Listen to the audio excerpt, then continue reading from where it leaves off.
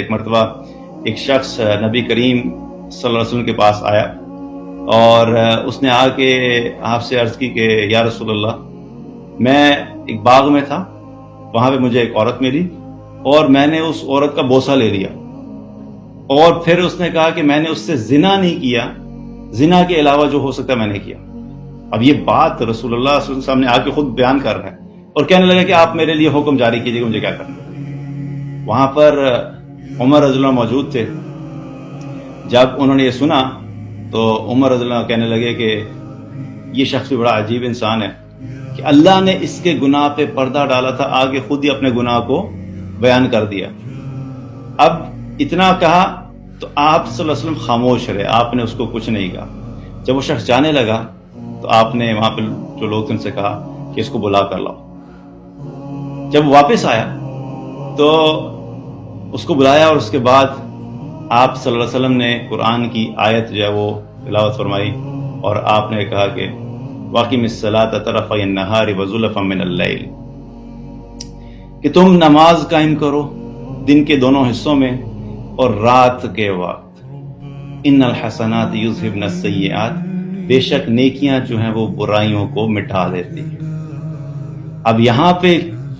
یہ ہمیں سننے میں بڑی عجیب بات لگ رہی ہوگی، لیکن ہمارا سب سے بڑا مسئلہ یہ ہے کہ ہم نے دین کو صحیح سورسز سے سیکھا ہی نہیں کہ ہمارے دین میں کس کس طریقے سے کن کن سچویشنز کو ہینڈل کرنے کے بعد کا جو بتایا جا رہا ہے۔ ایک چیز تو یہ کلیئر ہوگی کہ وہ شخص جو آپ صلی اللہ علیہ وسلم کے پاس آیا تھا وہ کوئی کافر نہیں تھا، کوئی فاسق نہیں تھا، کوئی مشرک نہیں تھا، وہ اللہ اور اللہ کے رسول پہ ایمان رکھنے والا تھا، اور اس سے غلطی ہوگی اور اس نے اپنی غلطی کا اعتراف کیا اور آ کے آپ صلی اللہ علیہ وسلم پوچھے کہ مجھے کیا کرنا چاہیے، پہلی چیز۔ دوسری چیز یہ کہ وہ آئیڈیل سچویشن میں تھا، جس دور میں وہ رہ رہا تھا وہ آئیڈیل دور تھا، وہاں پر تو گناہ کرنے کے چانسز بالکل مشکل تھے۔ اس کی کئی وجوہات تھیں۔ ایک تو یہ کہ ایسا انوائرمنٹ تھا، ایسا ماحول تھا کہ ہر انسان جو ہے وہ مسلمانوں کی بات کروں صحابہ کی، کہ سارے کے سارے ایمان والے تھے، چاہے وہ مرد صحابی ہو یا صحابیات میں سے کوئی ہو، تو سب ایمان والے، اللہ پہ ایمان رکھنے والے، اللہ کے رسول صلی اللہ علیہ وسلم کے پہ ایمان رکھنے والے، اللہ کے رسول کی اطاعت کرنے والے اس قسم کے انسان تھے۔ لیکن ان میں سے بھی کوئی ایسی سچویشن ہوئی کہ جس میں وقتی طور کے اوپر ان سے یہ غلطی سرزد ہو۔ آئیڈیل سچویشن میں اگر غلطی سرزد ہو گئی ہے تو آج ہم جس دور سے گزر رہے ہیں یہاں تو ہر قدم پہ غلطی کرنے کا موقع ہے، ہر قدم پہ انسان کے پھسلنے کے چانسز ہیں۔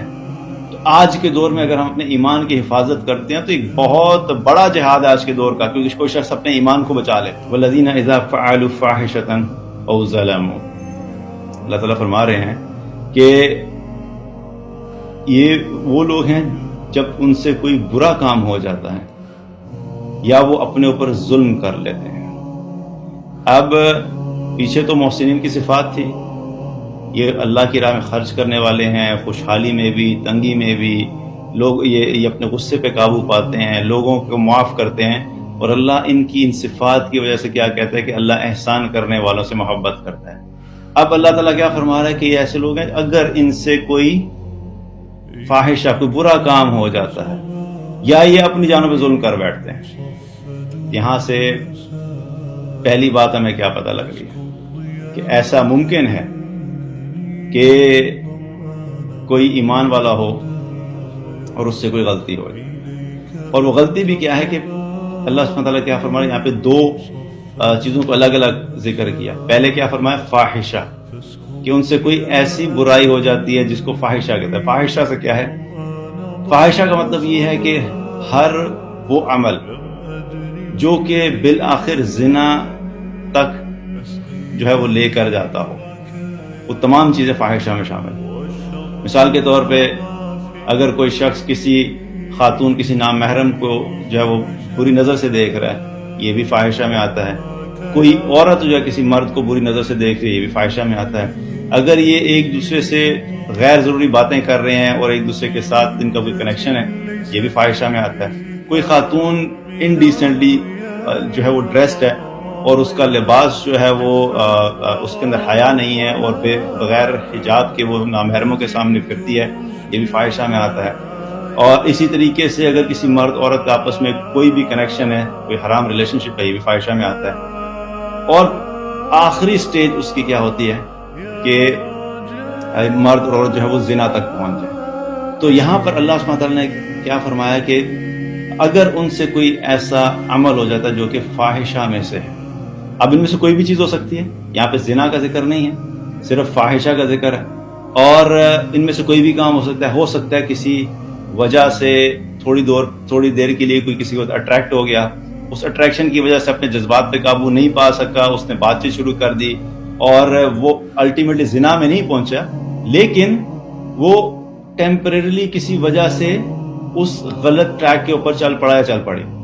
تو یہ اللہ یہاں پہ بتا رہا ہے کہ پیچھے ان کی صفات کا ذکر ہوا اور اب بتایا جا رہا ہے کہ یہ اگر ان سے ہو جائے تو یہاں پہ ایک چیز بڑی کلیئر ہے کہ یہ سارا جو ٹریک ہے یہ جو ہے وہ یہ ایسی چیز نہیں ہے کہ وہ جان بوجھ کے کرتے ہیں، ہمیشہ کرنے والے ہیں۔ اس میں ایک چیز بڑی کلیئر ہے کہ ان سے نہ چاہتے ہوئے یہ غلطی ہو جائے، اور پھر دوسری چیز یہ ہے کہ وہ ہیبیچول نہیں ہے، ہر وقت کرنے والے، کنسسٹنٹلی کرنے والے، وہ اسی چیز کے اندر ہی ایک زندگی گزارے۔ کچھ لوگ ایسے ہوتے ہیں جو گناہوں میں پڑتے ہیں تو پھر ان کی زندگی کا ایک بڑا حصہ گناہوں میں ہی گزر جاتا ہے،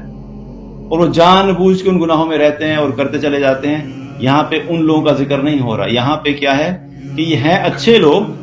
ایمان والے ہیں، اچھی صفات ہیں، لیکن وقتی طور پہ ان کے اوپر کوئی ایسی سچویشن آئی جس کی وجہ سے یہ سلپ ہو کے گناہ میں پڑ گئی۔ اب ایک چیز یہاں سے پتہ لگ رہی ہے کہ ایمان والے سے بھی غلطی ہو سکتی ہے۔ یہ جو چیز اللہ تعالیٰ نے بتائی کہ اگر ان سے کسی قسم کا کوئی فاحشہ، کوئی برائی ہو جاتی ہے، یا ان سے کوئی اپنی جان پہ کوئی ظلم کر لیتے تو ان کا رویہ کیا ہوتا ہے؟ وہ کیا کرتے ہیں؟ وَذَكَرُوا اللَّهَ، انہیں فوراً اللہ یاد آ جاتا ہے، فوراً انہیں ریئلائز ہو جاتا ہے، ریئلائزیشن ہو جاتی ہے کہ مجھ سے غلطی ہوگی،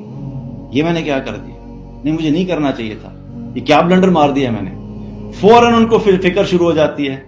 اپنے اعمال کی فکر شروع ہو جاتی ہے، اللہ کی فکر شروع ہو جاتی ہے کہ میرا اللہ کے ساتھ کیا تعلق رہ گیا، میں اللہ کو کیا جواب دوں گا، میں اللہ کو کیا منہ دکھاؤں گا، اس سے تو میرا رب مجھ سے ناراض ہو گیا، اگر میرا رب مجھ سے ناراض ہو گیا تو میں کیا کروں گا۔ فوراً انہیں اللہ یاد آ جاتا ہے۔ یہاں پہ ایک چیز بڑی خوبصورت اور امپورٹنٹ ہے، کیا ہے کہ اب یہ پیچھے سے اگر پچھلی آیات کو کنیکٹ کریں تو یہ مستقل اللہ والے تھے، یہ اللہ پہ ایمان رکھنے والا تھا، نمازیں پڑھتا تھا، روزے رکھتا تھا، رزق حلال کماتا تھا، اپنے زندگی میں ہر حلال چیز کو فالو کرتا تھا، ہر حرام چیز سے دور رہتا تھا۔ لیکن اگر وقتی طور پہ اس پہ اگر ایسی سچویشن آئی تو اس کا مطلب کیا ہے کہ اس کا ایکچولی کنیکشن اللہ کے ساتھ ہمیشہ سے تھا، اللہ اس کی زندگی میں امپورٹنٹ تھا، اللہ اس کی زندگی میں ہائیسٹ پرائرٹی پہ تھا۔ اسی لیے جب اس سے غلطی ہوئی اور اللہ کی نافرمانی ہوئی تو اسے فوراً اللہ یاد آ گیا۔ عبداللہ ابن مسعود رضی اللہ عنہ نے بڑی اچھی طریقے سے بتایا، انہوں نے فرمایا کہ اگر کسی مومن سے کوئی غلطی ہو جاتی ہے، کوئی گناہ ہو جاتا ہے، تو اس کو یوں محسوس ہوتا ہے کہ جیسے اس کے اوپر پہاڑ رکھ دیا گیا ہے، اتنا اس کو پریشر فیل ہوتا ہے کہ میں نے کیا کر دیا۔ اس گناہ کی فکر اور اس گناہ کی وجہ سے اس کے اندر جو خوف کی کیفیت ہوتی ہے اور ٹینشن کی کیفیت ہوتی ہے، ایسے ہوتا ہے جیسے مجھے پہاڑ رکھ دیا گیا ہے۔ اور پھر انہوں نے فرمایا کہ اگر کوئی فاسق اور فاجر گناہ کرتا ہے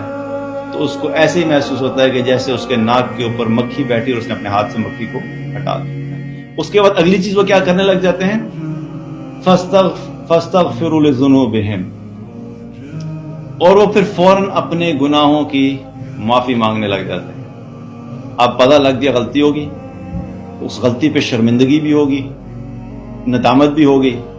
اب کیا ہے؟ اب اللہ سے معافی مانگنا شروع کر دیں، یا اللہ غلطی ہوگی، یا اللہ بس تو جانتا ہے